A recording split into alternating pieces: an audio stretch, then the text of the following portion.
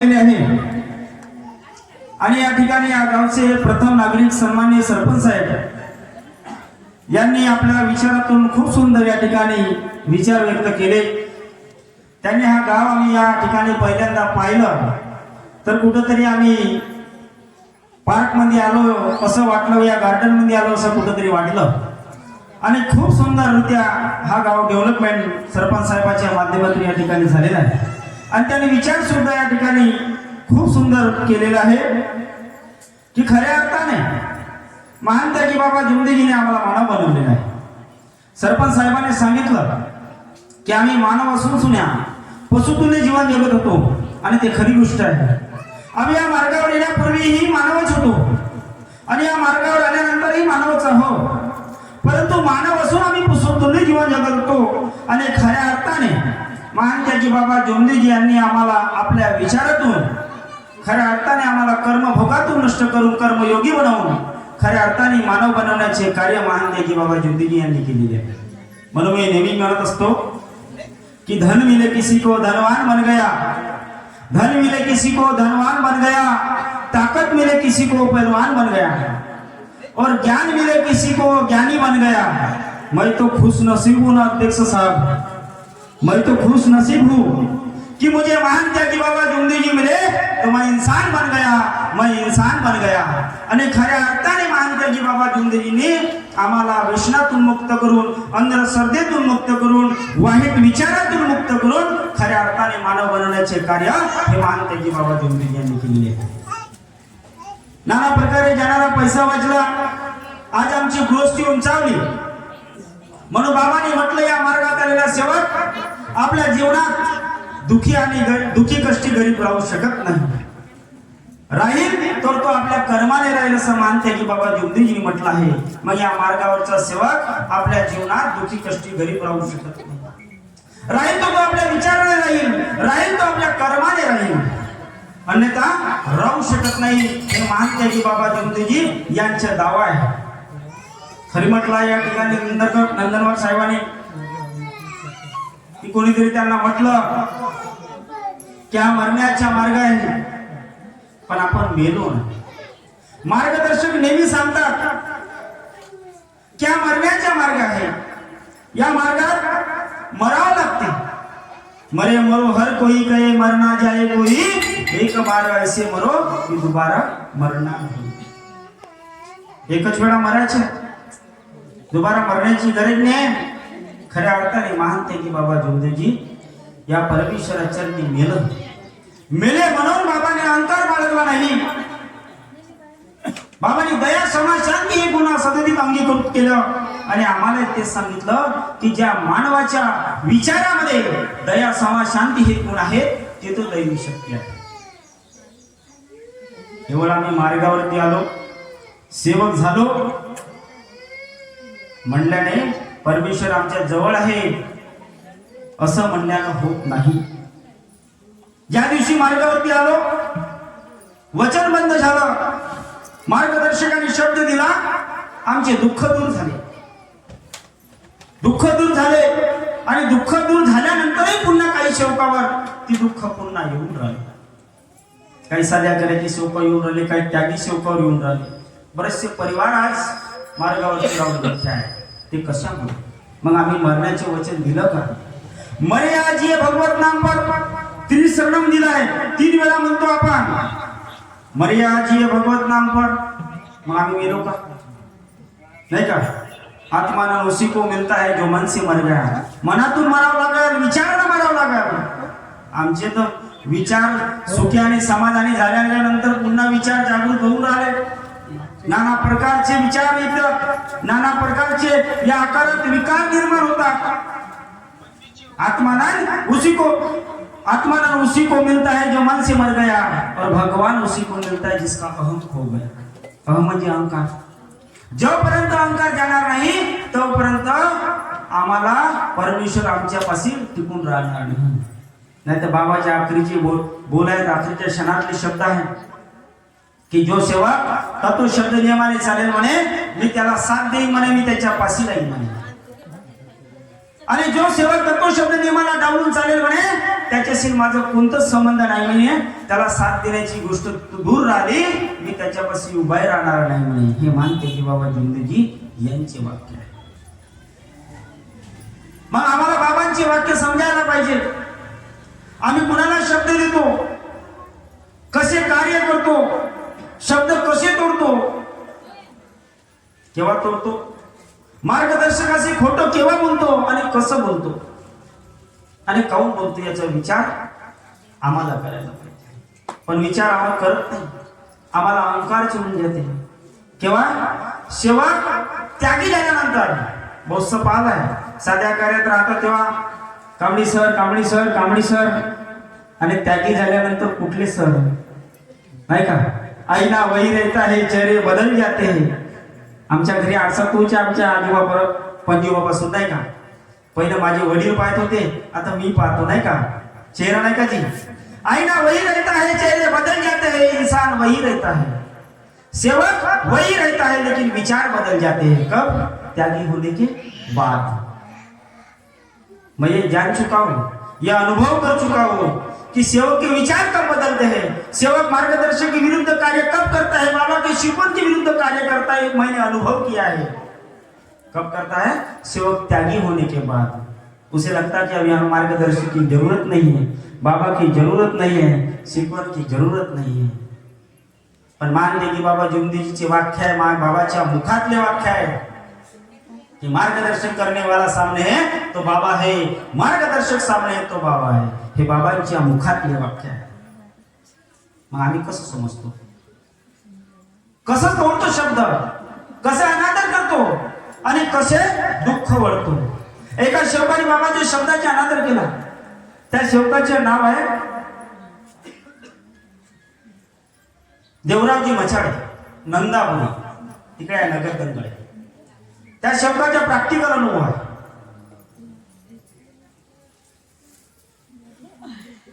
तो सेवक हा देवरावजी मसाळे मान त्यागी बाबा जुमदीजीकडे गेला, नागपूरला गेला. नागपूरला गेल्यानंतर त्या ठिकाणी त्याने उडदाची दार वगैरे विकली. दार वगैरे विकून झाली, तो खाली झाला, बँकेचे 500 रुपये फी भरली. त्यावेळेस परमात्मा एक आपली बँके होती. फी वगैरे भरली, पैसे वगैरे घेतले आणि त्याला वाटलं की बाबाच्या दर्शन करून आपण घराकडे जावं. त्यावेळेस तो बाबाच्या दर्शनाला गेला आणि बाबाच्या दर्शनाला गेल्यानंतर बाबाचा दौरा बिलासपूर रायपूरला निघाला होता. त्यावेळेस जवळजवळ तिकीट होती 50 ते 60 रुपये. बिलासपूर रायपूरला बाबाचा दौरा निघाला. बाबाला रस्त्यातच भेटला घरासमोर. बाबाने याला म्हटलं मचाडीला की म्हणे कुठं आला. बायांनी सांगितलं या सेवकांनी की बाबा मी तुमचे हा काम केलो आणि तुमच्या दर्शना करता आलो. दर्शन झालं. बाबाने म्हटलं त्या सेवकाला की म्हणे बाबाच्या दौरा बिलासपूर रायपूरला जाऊन राहिला, तू दौऱ्यावरती चाल. आता त्यांनी बाबाशी टाळाटाळ केली, त्यांनी शब्दाचे पालन केलं नाही. त्यांनी बाबाला कारण सांगितलं, बाबा म्हणा मला काम आहे. बाबा म्हणे मला घरी काम आहे. आणि तो कामाचा बहाणा करून आपल्या गावला गेला आणि बाबाच्या दौरा सामोर गेला. त्यावेळेस प्रसंग काय झाला की हा सेवक गावला गेल्यानंतर काही दिवसांनी याची प्रकृती बयकली. आता प्रकृती बयकली, अशी प्रकृती बयकली, जवळजवळ महिनाभर याची प्रकृती राहिली. अखेर तो सेवक कोमामध्ये गेल्यासारखा झाला होता. आता त्या गावातल्या सेवकांनी या सेवकासाठी कार्य केले, सेवकासाठी कार्य केले. कशी कशी तब्येत सुधारली, परमेश्वराला विनंती केली त्या गावातील सेवकांनी. आणि त्यावेळेस करत होते, आता नाही करत. नाही का आता कोण करल, नाही का कोण देखेगा जिसका वही देखेगा. नाही का मला काय करायचं आहे. आता हे भावना आली, कारण की आमची कुटुंबात जी एकता नाही तर कुठं सेवकात एकता राहील. नाही का आपण म्हणतो सायकलच्या प्रत्येक कुटुंबात सेवकात एकता कायम करणे, नाही का, परंतु एकता दिसून येत नाही. तर त्या सेवकांनी कार्य केले, समाधान मिळाली, पण पूर्णपणे समाधानी मिळाली नव्हती. त्याच्या गोळ्या चालू होत्या.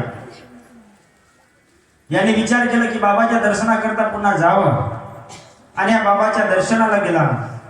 बाबाला तिथं त्यांनी समस्या सांगितली आणि बाबाच्या दौरा आपल्या घरी घेतला.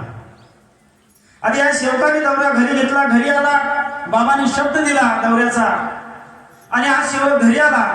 घरी आल्यानंतर आपल्या घरच्या सेविकाला बाईला काय म्हणते आपल्या पत्नीला, कडे बाबाच्या दौरा या दिवशी आपल्या घरी येणार आहे.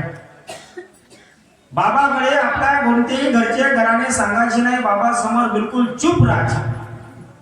याने आपल्या सेवकीन बाईला त्या सेविकाला सांगितलं, घरच्या बाईला बिलकुल चूप राहायचे, बाबा समोर बोलायचे नाही.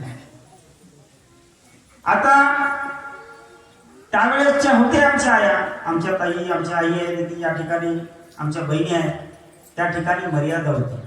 या ठिकाणी आपण म्हणतो की जसं आमच्या सेविका ताई या ठिकाणी मर्यादित बसल्या, पण काही काहीची मर्यादा भंग झाली. कारण डोक्यावर शेव नाही ना, नाही का, डोक्यावर शेव नाही, त्याच्यामुळे मर्यादा भंग झाली. आमचे कामडी सर नेहमी सांगतात, रेवतकर साहेब नेहमी सांगतात की बैठकीमध्ये सेविकाने डोक्यावर पदर घेऊन बसावा, नाही का. ज्यांच्या डोक्यावर पदर तेच खरी इंडियन मदर, नाही का. जिच्या डोक्यावर पदर नाही तिला नवऱ्याची कदर नाही का. म्हणून आपली मर्यादा पाळावी. आणि त्यावेळेस ते सेविका मर्यादा पाळत होती. सेवकाने शब्द दिला की बाबाच्या दौरा येईल, बाबा समोर एकही शब्द बोलायचा नाही. बाई त्या सेविकाने ऐकलं. बाबाच्या दौरा आला. बाबाच्या दौरा आल्यानंतर जेवणाची सोय करण्यात आली, जेवणाचे नियोजन करण्यात आलं. ही सेविका या सेवकाची पत्नी, हिने काही सेविकाकडे जो जेवणाचं साधन होता, तांदूळ वगैरे वगैरे सर्व दिलं. हे खूप धावपळ करत होती आणि बोलत होती, खूप धावपळ करत होती. बाबाला दृश्य दिसलं. बाबा आले. बाबाला पाय धुवायला पाट दिलं, पाणी दिलं, बाल्टी दिली. बाबा स्वतःचे पाय स्वतः धुत होते. कोण्याही सेवकाला बाबाने चरणाला स्पर्श करून दिलं नाही. कारण की बाबा समजतात की एखाद्याची आत्मा आपल्या चरणावरती झुकली म्हणजे परमेश्वराचा अनादर होतो, असे बाबा समजतात. म्हणून आम्हा सर्व सेवक सेविकांना, मानवांना बाबांनी परमेश्वराचा आदर करण्यासाठी नमस्कार घ्यायला सांगितलं. काही काही लोक लाजतात, नाही का. रेवतकर साहेब इकडून गेले का तो तिकडून जाते. कोण घेईल रेवतकर साहेबाशी नमस्कार, नाही का. नमस्कार घ्यायला लाजतात लोक, नाही का. तर बाबांनी पाय धुतले. बाबा आतमध्ये आले. बाबाला तो त्याच्या गोष्टी माहिती होत्या, कारण की बाबाने डोळ्यांनी पाहिलं.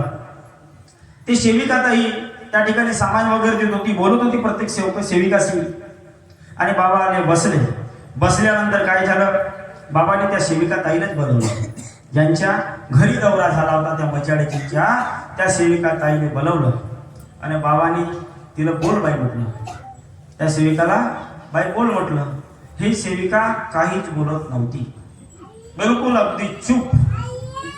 बाबांनी एक दोनदा म्हटलं. तिला बाबांनी बोलायला लावलं. त्या बाईचा बिलकुल तोंड बंद झाला होता की ती बाई बोलत नव्हती. तिच्या मुखातून एकही शब्द बाहेर पडत नव्हता. बाबांनी त्या सेवकाला बोलावलं. म्हणजे इकडे कोणती चूक झाली म्हणे, काय चूक केली म्हणे. तर बाबांनी त्या सेवकाने बाबाला सांगितलं की बाबा तुमच्या दौरा येणार होता, मी पत्नीला असं बोलून बाबा समोर बोलायचं नाही म्हटलं, बिलकुल चूप राहशील असं म्हटलं. म्हणून तिच्या मुखातून एकही शब्द निघत नव्हता बाबा समोर. या सेवकाचे शब्द बाबांनी परमेश्वराने ऐकले आणि बाबा समोर घडले. बाबाने प्रत्यक्षात पाहिलं. या सेवकाने सर्व गोष्टी सांगितल्या. बाबाला माफी मागितली. बाबाने मार्गदर्शन केलं. त्या बाईचा आवाज ऑटोमॅटिकली खुलला. याच्या गोळ्या बंद झाल्या. सर्व गोष्टीची बाबाला माफी मागितली आणि बाबा परत आपल्या निवासस्थानकडे पुन्हा वापस गेले. कशामुळे एवढा प्रसंग घडला, कशामुळे घडला, त्याला त्या शोकाला वेळ होती. बाबाचा शब्द तोडला. बाबाच्या दौऱ्यावर बाबाने दौऱ्यावर चाल म्हणण्याकरता बाबाने शब्द सोडला होता. शब्द तोडला आणि तो सेवक बाबाच्या दौऱ्यावर गेला नाही. एवढा मोठा प्रसंग घडला, त्याच्यावर तो आपली कोमामध्ये गेला. म्हणून शब्दाला या मार्गात खूप महत्व आहे. शब्द हर कोई के शब्द कोणा हात पाव, एक शब्द करी औषधी तुझा करी घाव, नाही का. शब्दावर कृपा आहे पण शब्दाला महत्व देतो का. कांबळी सरांना सांगते, कांबळी सरांना एखादे सेवक सांगते होजी मी साताऱ्याला हवन करायला येईल आणि तो सेवक येतच नाही. मग कांबळी सर त्याला विचारते त्या सेवकाला, बरं बापू तू हवन करायला येतो म्हणला होता ना, तू आला का बरं नाही? नाही जी, माझा रोवणा होता, माझ्या ट्रॅक्टर आला होता, नाही का, मला साधनच नव्हता. असे नाना प्रकारचे शिव पाहणे करतो आणि मार्गदर्शकाशीने खोटं बोलतो आणि आपल्या कर्माला चुकतो आणि कर्मभोगी बनतो. आपण कर्मयोगी आहोत, नाही का, आपण कर्मयोगी आहोत. पुन्हा एक अनुभव सांगतो थोडक्यात, वेळ होत आलेली आहे, कारण बोलणारे पुष्कळ व्यक्तिमत्व आहे. त्या दिवशी घरमालक कानाव यांच्या सावसाकडे आले, आमच्या इकडे हवन कार्याला आले. हे आमचे शेवकांचे घोडबरे भाऊचे आमचे काका होतात. हे आले, यांना योग चांगला आला की माझ्या निवासस्थानी त्या दिवशी इच्छुक हवन होता, हवन कार्य होता. यांना योग आला, त्या हवन कार्याचा लाभ मिळाला. यांनी विधी पाळले, सर्व गोष्टी पाळल्या आणि त्या ठिकाणी पुन्हा आम्ही एखादी तास बसलो. यांना काही गोष्टी त्यांना मार्गदर्शन केलं की या गोष्टीचं महत्व काय आहे, त्या गोष्टीचं महत्व काय, बरंचसं त्या ठिकाणी यांना मार्गदर्शन केलं. यांनी हे निमंत्रण द्यायसाठी झाले खास. आणि त्या दिवशी बोलता बोलता यांना एक ताटाच्या महत्व सांगितलं. आम्ही ताट किंवा नैवेद्य का बरं ठेवतो, त्यावर या ठिकाणी एक थोडक्यात अनुभव सांगतो की एकदा मानते की बाबा जुमदेजीच्या दौऱ्यावर असताना, मानते की बाबा जुमदेजी दौऱ्यावर असताना काही शेवकांनी बाबाला प्रश्न केला. काही शेवकांनी बाबाला प्रश्न केला की बाबा, आपण नैवेद्य किंवा पात्राला जेवण करताना दोन्ही बाजूनी पाणी का सारतो? आपण सरतो की नाही? प्रथम डाव्या बाजूने आणि नंतर उजव्या बाजूने पाणी सारतो, नाही का? तर शेवकांनी बाबाला प्रश्न केला की बाबा, नैवेद्याला किंवा पात्राला आपण दोन्ही बाजूने पाणी का बरं सारतो, याचे कारण काय, का सोडता? तेव्हा बाबांनी उत्तर दिलं. तेव्हा बाबांनी त्या शेवकांना उत्तर दिला आणि सांगितलं की दोन्ही बाजू बांधून समोरची जागा ही परमेश्वरासाठी मोकळी ठेवायची असते. आणि आपण परमेश्वराला नैवेद्य किंवा भोजन दाखवतो तर प्रत्यक्षात परमेश्वराला बोलवायचे असते. आणि तसं केल्यामुळे परमेश्वर प्रत्यक्षात भोजन करण्यास येतो, असं बाबा सांगतात त्यांना की दोनही दिशा बांधून सण्या असं केल्याने असे कार्य घडतात. तेव्हा बाबांनी काय केलं, त्यांना एक संत नामदेवाचे उदाहरण दिला. संत नामदेवाचे उदाहरण दिला तर या प्रकारे होतं. बाबांनी त्यांना उदाहरण देऊन बाबांनी त्यांना समजावून सांगितलं की एकदा संत नामदेवाचे वडील दामोजी पंत हे पांडुरंगाची भक्ती करत होते, म्हणजे विठ्ठलाची, भगवान पांडुरंगाची भक्ती करत होते, विठ्ठलाची भक्ती करत होते. आणि ज्ञानेश्वर महाराज, संत तुकाराम महाराज हे त्यावेळेस भक्ती करत होते. तर एकदा काय झालं, दामोजी पंत यांना बाहेर गावला मुक्कामाने जाण्याचा योग आला. तेव्हा दामोजी पंत ज्या संत नामदेवाचे वडील यांनी संत नामदेवांना सांगितलं की नामदेवा, मी माझा बाहेर जाण्याचा योग आहे, मी बाहेर जाणार आहे, तिकडे जरी मुक्काम होईल तर माझ्या भगवंताला म्हणजेच पांडुरंगाला तू आजच्या दिवस नैवेद्य घेऊन जाजो, असं दामोजी पंत यांनी संत नामदेवाला सांगितलं. म्हणजे त्यांच्या वडिलांनी सांगितलं. ते गावाला गेले आणि त्यांच्या मुक्काम झाला आणि भगवान पांडुरंगाला नैवेद्य नेण्याची पारी हे संत नामदेवावरती आली. आता संत नामदेवांनी पात्र घेतला आणि भगवान पांडुरंगाच्या म्हणजे विठ्ठलाच्या समोर नेलं आणि दोन्ही बाजू बांधल्या. प्रथम परमेश्वरासाठी समोरची दिशा खुली ठेवली आणि भगवान पांडुरंगाला विठ्ठलाला आवाहन केलं. आणि प्रत्यक्षात भगवान पांडुरंग विठ्ठल येऊन त्या ठिकाणी त्या संत नामदेवाने जे जेवण नेलं होतं, पात्र नेलं होतं, तो भोजन ग्रहण करताना पाहून प्रत्यक्ष संत नामदेव सुद्धा अचंबित झाला. आणि तो प्रत्यक्ष प्रसंग त्या संत नामदेवांनी पाहिला. संत नामदेवांनी हा प्रसंग पाहिल्यानंतर त्यांनी दुसऱ्या दिवशी गावात सांगितलं की मी जेव्हा भगवान पांडुरंगाला जेव्हा नैवेद्य नेला तेव्हा मी भगवान पांडुरंगाला प्रत्यक्ष जेवताना पाहिलं. तेव्हा गावातल्या लोकांनी त्या संत नामदेवावर विश्वास केला नाही. हा काही सांगतो बा असं म्हणून टाळाटाळ केली.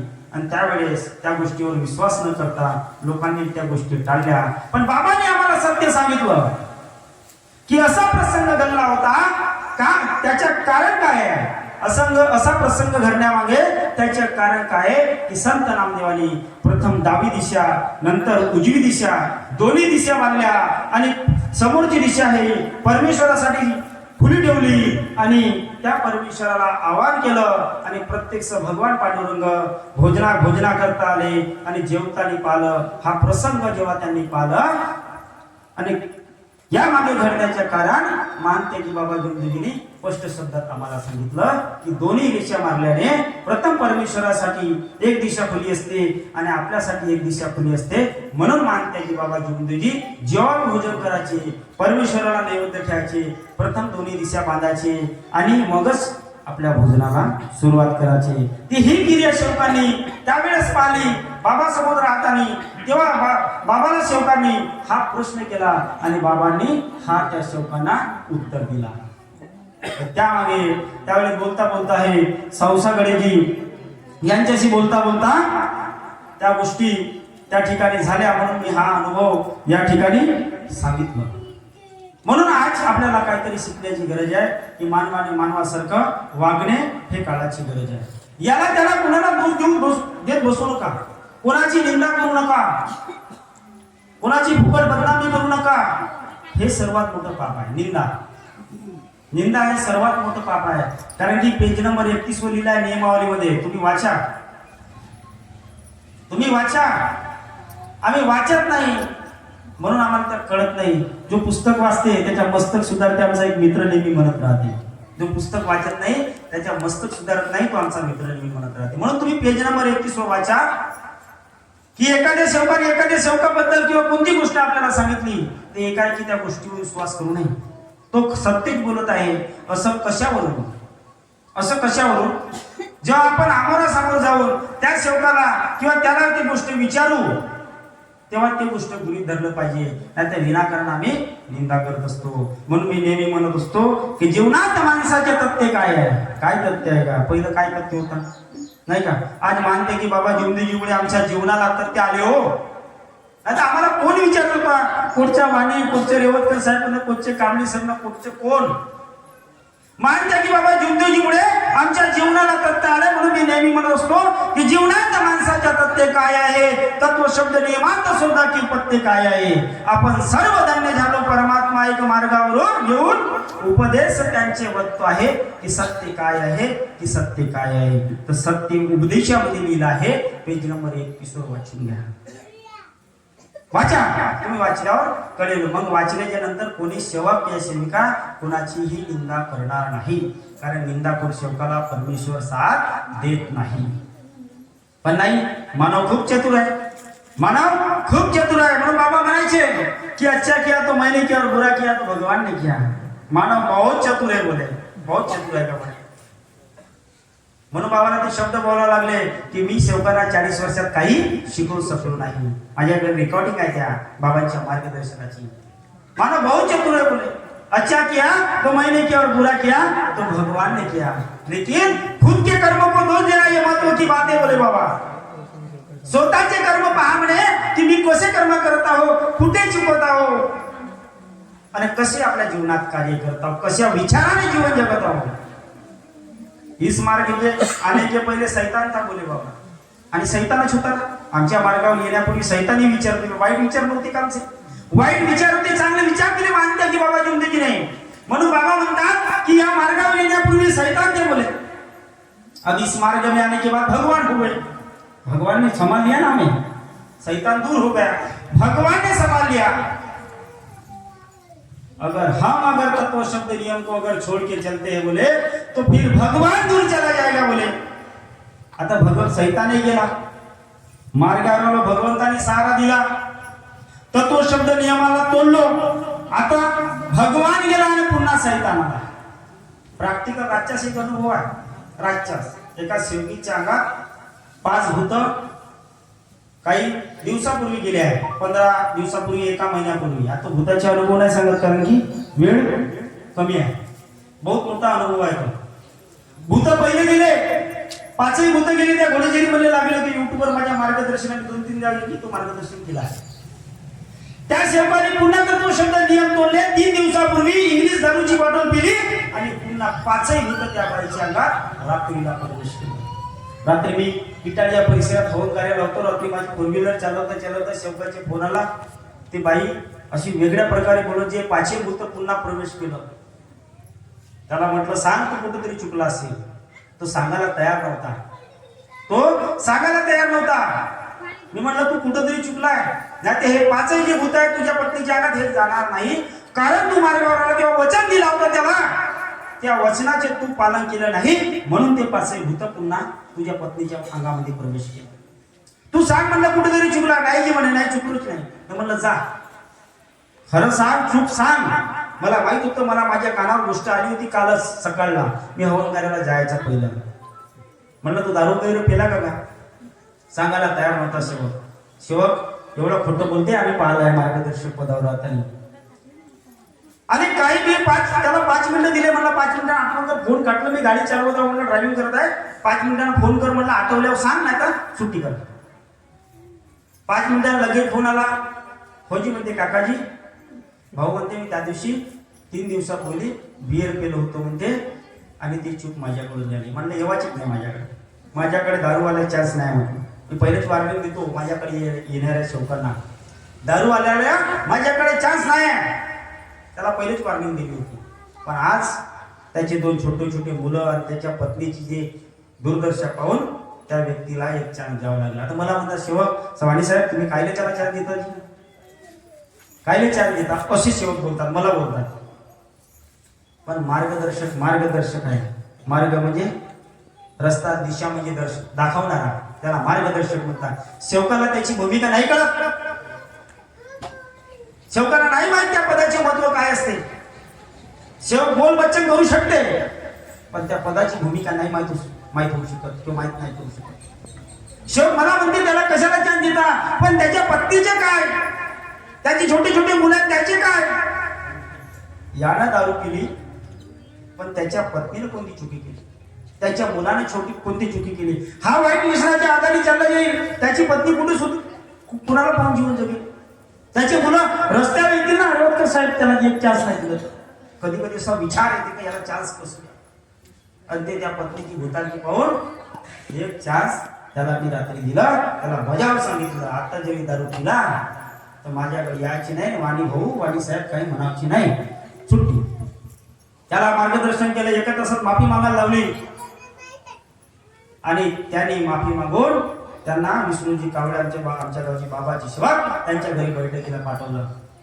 त्या 1 तासाच्या माफीमध्ये त्या 5ही भूत पुन्हा गायब झाले पुन्हा नाहीसे झाले आणि त्यांनी बैठकीला जाऊन रात्री माफी मागितली. मी 9 वाजता त्या ठिकाणी पोहोचलो. बैठकीच्या ठिकाणी 9 वाजता पोहोचलो आणि अशा पद्धतीने मानव बैमाने मानव बहुत चतुर आहे. 184 भोगियांना भोगून या मार्गावरती आलो. जसं या पृथ्वीवर 184 भोगून आपण आलो होतो या मार्गावर 184 भोगियांना भोगून या मार्गावरती आलो असे बाबा म्हणतात. मग आता हे योगी नष्ट करणार नाही का. मानव लाख करे चतुराई कर्म की गती नाही चली रे मेरे भाई. चालते का कर्माची गती किती चतुराई करा. पडद्याच्या मागे जाऊन पाप करा पडद्याच्या समोर जाऊन पाप करा पण त्याला दिसते कारण पाहणारा सर्व पासी आई एक आहे नाही का. मानव लाख करे चतुराई कर्म की गति नहीं चली रे मेरे सेवक भाई. दुख के कारण दर के ठोकर खाए है और 184 ने घूमकर मेरे महंत के बाबा जुंदू जी के पास आए हैं. मेरे महंत की बाबा जुंदू जी के पास आए हैं. मग 184 भोग येऊन भोगून आपण या मार्गावरती आलो तर विचार करायला की आपण आपल्या जीवनामध्ये तत्व शब्द नियमाला कसं आचरण केलं पाहिजे. तत्व काय समजलं पाहिजे. 3 शब्द काय समजलं पाहिजे. 5 नियम समजले पाहिजे. अरे समजणारे नाही तर आमच्या उमजणार कसं. बाबा म्हणे जो समजेगा वही उपजेगा बोले. साताराच्या रस्ताच नसता माहित तर मला मी तिकडे नेहमी गेलो असतो ना नाही का. म्हणून तत्व समजले पाहिजे. त्याच्यासाठी आपल्या साप्ताहिक 15वाडी मासिक बैठकी आहे. त्याच्यामध्ये आपण विश्लेषण घेत असतो. तत्वावर बोला शब्दावर बोला नियमावर बोला नाही का. त्याच्या माध्यमातून आपण जागृत होऊ की प्रत्येकात परमेश्वराचा अंश आहे. तर प्रत्येक आपले विचार कसे ठेवले पाहिजे. हे त्या बैठकीच्या माध्यमातून माहीत होईल. मर्या जी भगवत नाम पण या तत्वानुसार कसं कार्य केलं पाहिजे, आपला मन कुठे गेलं तरी भटकलं नाही पाहिजे, हा कुठून माहीत होईल, तेथून माहीत होईल. दुःखदारी दूर करते उद्धार. दुःख म्हणजे या देहावर असलेले, दारी म्हणजे गरिबी, उद्धार म्हणजे मोक्ष प्राप्ती. दुःख कशी दूर होते, दारी कशी दूर होते आणि सरते शेवटी हा मुक्तीचा मार्ग आहे, मोक्ष कसा मिळते, त्या बैठकीच्या माध्यमातून माहिती होती. म्हणून बैठकीला जाणे काळाची गरज आहे. इच्छानुसार भोजन, इच्छानुसार भोजनाचे नाना प्रकारचे लोक आपापल्या पद्धतीने सांगतात, काही फरक नाही. पण इच्छानुसार भोजन वेळ खावायला भेटलं पाहिजे असं होत नाही. त्यासाठी त्या पद्धतीचे कर्म करावं लागेल आणि त्या परमेश्वरापाशी जे आपण योग आणि विनंती मागू तेव्हा आपल्याला त्या कर्मानुसार आपल्याला फळ प्राप्त होईल. त्याला इच्छानुसार भोजन म्हटले जाते. म्हणून चर्चा बैठकीला जाणे हे काळाची गरज आहे. सेवकावर दुःख येणे फार मोठी गोष्ट नाही. सेवकावर दुःख येणे फार मोठी गोष्ट नाही. आणि हे काही कोण्या मार्गाची कहाणी नाही. नेहमी पाहलो, कितीतरी सेवकावर पाहलो, नेहमी दुःख येतात. आणि मग कधी कधी आपण काय करतो, कार्यकर्त्याला मार्गदर्शकाला दोष देतो. म्हणून सेवकावर दुःख येणे काही पुराणी गोष्ट नव्हे, ही काही कोण्या दुसऱ्या मार्गाची कहाणी नव्हे. कार्यकर्त्याला कसे काय दोष द्यावे आपण, कारण तत्वशब्द नियमाशिवाय पर्याय नव्हे. तत्वशब्द नियमाशिवाय पर्याय नव्हे. कशाला आपण कार्यकर्त्याला दोष द्यायचे, आपण कुठे तत्वशब्द नियमात चुकलो याची जाणीव आपल्याला करायला पाहिजे. आणि खूप महत्वाचा मुद्दा बोललो की चर्चा बैठकीला जाणं काळाची गरज आहे. चर्चा बैठकीवर भरपूर अनुभव आहे. चर्चा बैठकीवर भरपूर अनुभव आहे. एक अनुभव घेऊन सांगावं असं वाटते, पण वेळ होत आलेली आहे नाही का. नाही ते खूप जबरदस्त अनुभव आहे चर्चा बैठकीवर. एका सेवकाच्या मुलाला ब्रेड उमर झाला. तो सेवक आहे गुरुजी, मास्तर आहे आमचे कांबळी सर आहेत तसे. सेवकाच्या मुलाला ब्रेड उमर झाला. तो व्यक्ती होता गुरुजी. आता गुरुजी त्याला मुलाला ब्रेड उमर झाला, त्याने मुलाला नागपूरला नेलं. नागपूरला डॉक्टरांनी खर्च सांगितलं. आता गुरुजी लोक मोठी चोमक राहते. काही बरं, प्रत्येक नाही असं, काही प्रत्येक नाही. आता आहे आमचे वसंत सर वगैरे, दानपूर आहे आमचे कांबळी सर, चांगले आहे. काही मी पाहिला आहे.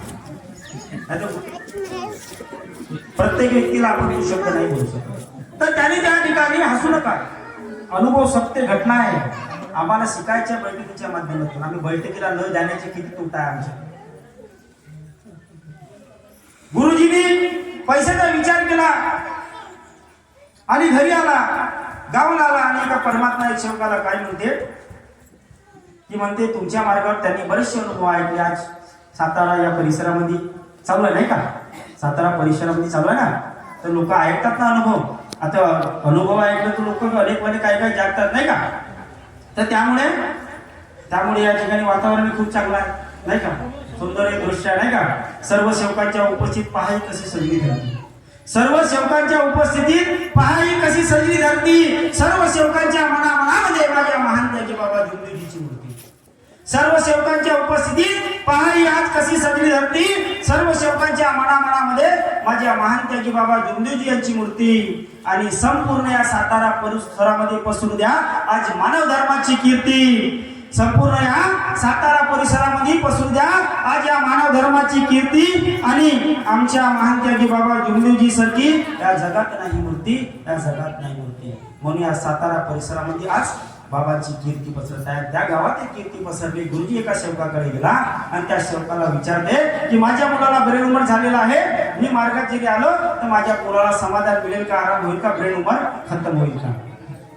त्यांनी सांगितलं, त्या सेवकाने सांगितलं, याच्याप्रमाणे मला काही समजत नाही भाऊ. माझे मार्गदर्शक सन्माननीय डॉक्टर गुरबेले साहेब आहेत, त्यांच्याकडे जा आणि त्यांना त्यांच्याकडून मार्गदर्शन घे आणि पुढे कार्य कर. ते गुरुजी डॉक्टर गुरबेले साहेबांकडे गेले, मार्गदर्शकाकडे गेले. त्यांच्या मार्गदर्शन घेतला. मार्गदर्शनाने पुढे शब्द घेऊन त्यांनी कार्य सुरू केले. गुरुजीने 7 दिवसाचे कार्य दिले. 7 दिवसाच्या कार्यामध्ये 7व्या दिवशी सकाळची विनंती झाली, सायंकाळची प्रार्थना झाली, मुलगा झोपला. सायंकाळची प्रार्थना झाली मुलगा झोपला आणि मुलाच्या कानातून एवढी मोठी बोटभर अळी पडली. प्रॅक्टिकल अनुभव सांगितलं. एवढी मोठी अळी पडली. आपण साक्षात या परमेश्वरी कृपेला पाहून राहिलो, अनुभव घेऊन राहिलो. म्हणून हा मार्ग चमत्काराची नाही, गुरुजी तेवढा मोठा चमत्कार पाहला, साक्षात्कार पाहला आणि त्याच्या मनात परमेश्वराविषयी एक चांगली जागृती निर्माण झाली, आवड निर्माण झाली. त्यांनी प्रत्येक चर्चा बैठकीला जाणी सुरू केलं, प्रत्येक भगवत कार्याला बैठकीला जाणी सुरू केलं आणि त्याच्या मुलाची प्रकृती पूर्णपणे सुधारली. पण गुरुजीच्या मनामध्ये काही दिवसांनी अहंकार निर्माण झाला. काही दिवसांनी अहंकार निर्माण झाला. गुरुजीने चर्चा बैठकीला जाणी बंद केली. आता मास्तरीन बाई गुरुजी कडली नेहमी म्हणायची, गुरुजी सर्वांची बैठक काय चाला ना जाऊ, चालले जा ना, चला ना जाऊ. पण गुरुजी काय म्हणते, का जायचं आहे म्हणते, आपण सर्व शिकलो ना म्हणजे आता तिथे का विचारतात म्हणजे सकाळची विनंती सायंकाळची प्रार्थना आणि आलेले अनुभव आपला मार्गात येण्याचे कारण. दुसरं का विचारते म्हणते, का जायचं म्हणते, तर आपल्याला समजते म्हणते गुरुजी, आपण सर्व शिकून गेलो म्हणते. म्हणजे गुरुजीला किती अहंकार चढला, अहंकार गुरुजीला चढला आणि गुरुजीने बैठकीत जाणी बंद केलं.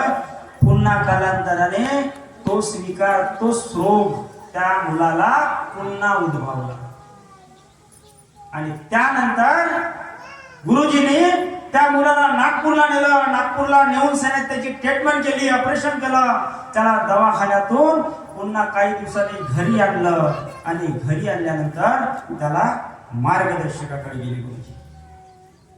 दोघे पती पत्नी मार्गदर्शकाकडे गेले.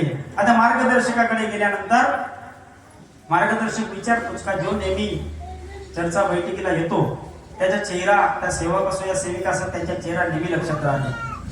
आता मार्गदर्शकाने म्हटलं, का गुरुजी म्हणे चर्चा बैठकीला आहे बंद झालं म्हणे, तुम्ही दिसतच नाही म्हणे बैठकीला. तर मास्तरी बाई बोलली इकडून, मास्तरी बाई इकडून बोलली की हो साहेब म्हणे बैठकीला येणे आणि बंद केला आहे म्हणे.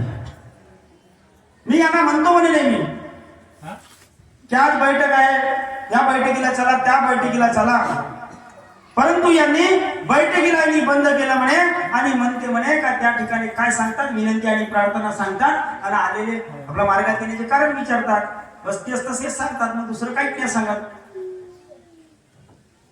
मार्गदर्शकाने म्हटलं, हे खरं आहे का म्हणे गुरुजी, तुमची पत्नी सांगते हे खरं आहे का? गुरुजीने हो म्हटलं. हो म्हटल्यानंतर मार्गदर्शकाने म्हटलं, अरे हेच तर तुमची चुकी आहे म्हणे, हेच तर तुमची चुकी आहे म्हणे.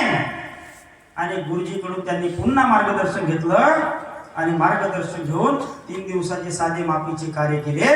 त्यानंतर त्या मुलामध्ये पूर्णपणे सुधारणा झाली आणि आज तो परिवार सुखी आणि समाधानाने जीवन जगत आहे. म्हणून बैठकी बदललेली अहंकार बाळगू नका. साप्ताहिक असो, पंधरवाडी असो, मासिक असो, बैठकीला जाणे हे काळाची गरज आहे. तुम्ही आम्ही बैठकीला जाणार नाही, आपले लेकर बाळ घेऊन जाणार नाही, तोपर्यंत आम्ही घडू शकणार नाही. आणि आम्ही जरी घडलो नाही तर आमच्या मुलावर, आमच्या मुलीवर आम्ही संस्कार देऊ शकणार नाही. आणि मग काय म्हणतो मार्गदर्शकाला, सेवक काय म्हणतो, सेविका काय म्हणतो, अजी आमची मुलगी ऐकतच नाही जी, आमचा मुलगा मानतच नाही. याच्यात चुकीला पात्र कोण आहे माहिती? आम्ही आई वडील. आम्ही मुलांना मुलीला बैठकीला नेत नाही. त्यांच्याकडे फक्त मोबाईल दिला की ते मोबाईल पाहत बसतात आणि त्या मोबाईलच्या आहारी आम्ही टाकलाय. त्यांना द्यावं लागते, कामापुरतं द्या, पण लक्षही ठेवा की ते काय बघतात, काय करतात. कामापुरतं द्या, मोबाईल वापस घ्या. आज माझी 10-12 वर्षाची मुलगी आहे. रात्री मी पिटाळीला होतो तर त्या मुलीला सांगी आहे, बाळा मी जरी नसलो तू जायच्या, बैठक संचालन करायचं, बैठक चालू करायच्या. आणि कावळे बाबा आपला विष्णूजी कावळे आमच्या गावले ज्येष्ठ सेवक, त्यांना अध्यक्ष बनवायची, बैठक चालू करून द्यायची. कोणाची वाट पाहायची नाही. कोणी मार्गदर्शक आले, कोणी आले नाही आले त्याची वाट पाहायची नाही. भगवान ज्या टायमावर शब्द दिला त्या टायमावर उपस्थित होते. म्हणून सन्या म्हटलं तिला मी त्या गोष्टी सांगत राहतो. ती जाते. रात्री ती गेली आणि त्या ठिकाणी आमचे घोडमारेजी वगैरे बरेचसे सेवक होते, ते संचालन करत होते. मी पाहिलं आणि यांनी बैठक सांभाळली. मग मुलांना न्यावं लागेल, मुलींना न्यावं लागेल. आता आम्ही लहान मुलांना संचालन करायला शिकवत आहोत, विनंती प्रार्थना करायला शिकवत आहोत. बऱ्याचशा गोष्टी आम्ही त्या माध्यमातून, बैठकीच्या माध्यमातून त्यांच्या डेव्हलपमेंट करण्यासाठी आम्ही स्वतःपासून सुरुवात केली आहे. विनंती प्रार्थना झाली की मुला मुलींना आई वडिलांशी नमस्कार घेतलं पाहिजे, आई वडिलांनी मुला मुलीशी नमस्कार घेतलं पाहिजे, पती पत्नी नाही मी सेवक बाईने आणि सेविका बाई सेवकाने आणि सेवकीने नमस्कार घेतलं पाहिजे. त्यामुळे नमस्कारामुळे एक आदर करण्याची नमस्कार एक आदर करण्याची क्रिया आहे. त्याच्यामुळे प्रेम वाढते, त्याच्यामध्ये परिवारात एकता राहते. त्याच्यामुळे त्या नमस्कारामुळे जरी आपल्या मनात राग द्वेष असला तर तो निघून जाते. पती पत्नीच्या होते कधी कधी नाही का, परंतु कधी झाला आणि त्यांनी विनंती केली किंवा तिने विनंती केली आणि त्यांनी एक वेळेस नमस्कार घेऊ द्यावर जो राग होता नाही का सणात खतम होऊन जाते. हा प्रॅक्टिकल पाहिला आपण. कधी मी माझ्या पत्नीला रागावून जरी बोलून दिलो नाही का, रागावून बोलून दिलो तर मी तोच काम करतो. बाई नमस्कार, ताई म्हणतो, ताई नमस्कार म्हणतो. हो अरे बाबा तिथे काय नाही का, ताई नमस्कार म्हणतो. आणि कधी नसल बोलली रागात असेल थोडीशी तर ज्यानं नमस्कार घेतो एक वेळा म्हणतात 2 वेळा, मग ते हसतेच थोडीशी आणि तिच्या भूषा कमी होऊन जाते नाही का. हे नमस्कार करण्याची क्रिया आहे. हे आपल्या परिवारात आपल्याला करावं लागेल. याच्यातून आपल्या मुलावर संस्कार घडतील, आपल्या मुलीवर संस्कार घडतील, नाहीतर आपल्या मुला मुलीमध्ये संस्कार घडू शकत नाही. आणि वेळ होत आलेली आहे नाही का. म्हणून जाता जाता एवढे बोलू इच्छितो की सर्व सेवकांच्या उपस्थित पहाई कशी सजली धरती, सर्व सेवकांच्या उपस्थित पहाई कशी सजली धरती. आणि मान त्यागी बाबा जुमदेवजी उपस्थित राहून बघत आहेत आजच्या चर्चा बैठकीची कीर्ती. सर्व सेवकांच्या उपस्थित पहाई आज कशी सजली धरती आणि मान त्यागी बाबा जुमदेवजी उपस्थित राहून बघत आहेत त्या चर्चा बैठकीची आजच्या कीर्ती. आणि मान्यवरांच्या मार्गदर्शनाने आम्हा सेवकात येत आहे चांगली एक स्फूर्ती नाही का. आणि भगवान बाबा हनुमानजी उपस्थित